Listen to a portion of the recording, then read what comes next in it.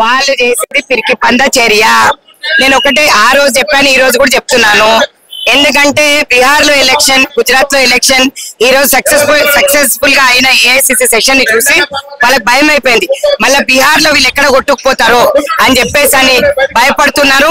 కాబట్టి ఇట్లాంటి పిరికి పంద చర్యలు నిజంగా కూడా మనీ లాండరింగ్ జరిగినట్టయితే ప్రూఫ్స్ అనేది ముందుకు వచ్చేది ఉంది.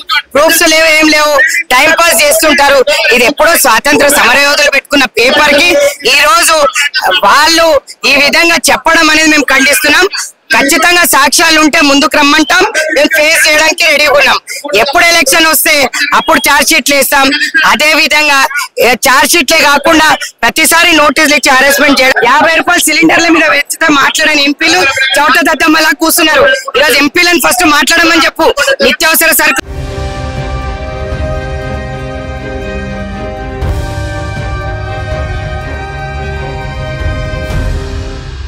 పిరికి పంద చర్యలకు పాల్పడితే రాబోయే కాలంలో కాంగ్రెస్ పార్టీ